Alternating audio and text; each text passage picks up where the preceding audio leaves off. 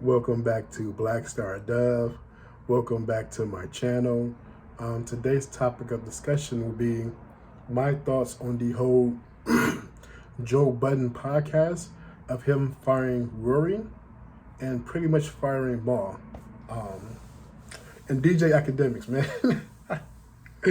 Man, two people that are doing parade laps right now are DJ Academics and Kevin Samuels. For two different reasons, obviously. But those dudes been taking like victory laps like crazy. So pretty much my thoughts on it. As you know by now, Joe Budden has fired Rory on the Joe Budden podcast. He hasn't really fired Maul, but from the looks of it, it doesn't seem like Maul is coming back.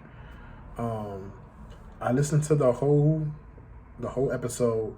Man, Joe has a way with words, man. He could just yell for like an hours on end. He could just straight up and yell. I understand his side, being that he was the creator and he was the boss. What you had was two employees who did play a pivotal role in the whole scheme of things, but you had two employees who wanted a bigger piece than the owner felt that they should get. Let's paint this scenario.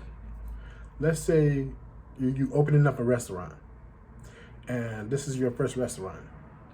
So you hire a few people, and then these are the people who are helping you build up your restaurant. So your restaurant becomes famous. You know, you build up a second location, maybe even a third. Next thing you know, you got some money in the bank, and you start franchising, things of that nature. What you might do is that you might take the people from that original restaurant that are still there, and you may elevate their positions. Like you may, have somebody be a director or something like that, for saying, hey, thanks for being with me along this way from the beginning. You probably wouldn't give them ownership in it unless you was going to be an IP on the stock market, and then you might give them stock options. But other than that, if you're still doing like a private equity type thing, you wouldn't give them ownership of your company. You'll take care of them, but you wouldn't give them ownership. That's what this was. This was two individuals who helped build this his podcast up, because Joe Budden was already a brand. Don't forget, pump it up. So Joe Budden was already a brand. He was already his own entity, getting into fights and loving hip hop and always getting punched. Dude always got punched. And at one time he was turned down for a proposal and all that stuff. So Joe Budden already had his brand. Rory did work with Def Jam, I believe, at one point in time. And then Maul, I think his brother worked with Rockefeller, and then that's how he's in the game, because his brother worked with Rockefeller or with Rock Nation. So his brother's like an associate of Jay-Z. But the whole point being is that you had Joe Budden, who already had this brand and this entity that he was trying to help build up. And he brought on two of his friends, which we learned that really only Maul was the friend. Rory is more like an associate. But he brought on his friends to help build this up. And so he hired them on. But Joe took on all the risks. Joe was the one that, everything was centered around. He was the owner. And according to him, they never discussed ownership of the company. Now, this may or not be true. I can only go by what was said thus far. But shout out to DJ Academics, man, because for like the last 3 or 4 months, he's been heavy on this, saying that Rory and Maul was about to go on strike. He called it out like a month before it happened. He said they were about to go on strike because of the money and all that stuff. And then when it actually happened, he started exposing everything about how like they're broke and all this stuff. And, to an extent you could understand that. But at the same time, it's like, it's like super weird, because I get it from a business perspective. And I'll give you an example of something that almost happened to me that I chose to stay out of. So, and then, it's like so funny, because like when Rory and Maul came back for those 2 episodes, they swore that it wasn't about the money. When people say it's not about the money, it's always about the money. It's always about the money. It's never not about the money. But with using Joe's words, it was all about the money. They just wanted more money because Joe gave them a huge raise, and they wanted to see where the money was coming from, and they wanted their fair share of it. They wanted to make sure that they was getting their fair share. In order to make sure you're getting your fair share, that means that it's about the money. Like, it's always been about the money. And then, like, like I said, like DJ Academics, he's taking his victory lap and all that stuff. And I said, I'll give an example of me, something that happened to me. As some of you may know, if you watch my previous videos, I have a ownership group where me and a few other individuals, we go around and we purchase rental properties. So far, we only have two, but we're trying to build it up and stuff like that. So what happened was, before I got with this ownership group, I tried to get me and some friends to do it, but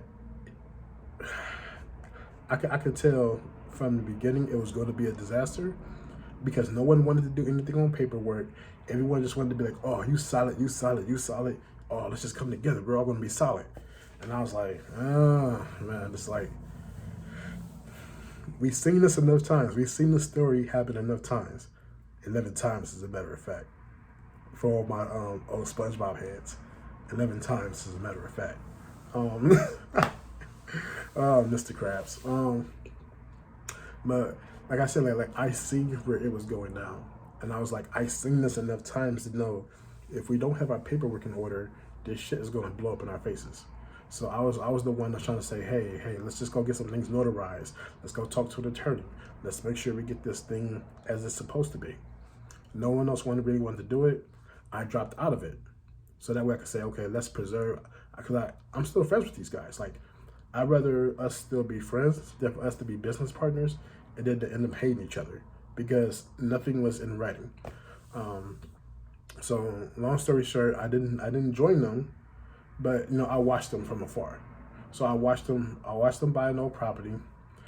They was in the middle of rehabbing it when they got an offer to buy it, and the offer was it was for more than like almost triple what they agreed to buy for. So they instantly said yes, and then that's when all the fighting happened because people pulling out receipts like I paid for this, and they're like fighting each other, and then someone actually threatened someone else's wife, and there was just like a whole bunch of, to this day, there's still a whole bunch of bullshit going on, and it never had to be that way. It never had to be that way. If we would have had the paperwork in order, but of course I'm not a part of it. Like I see it happening in front of me, so I'm like, okay, what can I do to try to help this? It's literally like, it was kind of fixable until one of them threatened someone else's wife, and then it just like shit just went sky high after that. So I can't even really tell you what happened. But yeah, like this is just strictly business. Like Joe was the owner, and Joe has everything under paperwork. Now, I will say this. I guess they're under a clause where if they were to quit the show or be fired from the show, they wouldn't be able to do anything media related or to be a correspondent with a media for 1 year. So they have a 1 year clause that they can't do anything. If I was Joe, I would let the one clause go and just let them go and be like, hey, go do whatever you want, because he threatened to sue them if they did anything within a year. So, I mean, like, that shit was crazy. But there was a whole lot of built up frustrations. But according to Joe, he said, I'm not going to sit here and finance you trying to undermine me. And he laid it out with a whole lot of context and points. He said if they would have stayed on, I would have been paying them for them to pay their lawyers to undermine me and try to take something from me. And I was just like, damn. Because everyone's calling Joe a bad friend, but at the end of the day, you really can't mix friendships with business. So I see it from both sides, but I'm going to have to slide mostly towards Joe. What about you? Do you have any other instances where something like this came up? Let me know. Other than that, take care, black man. Take care, black woman. I love you both. Peace.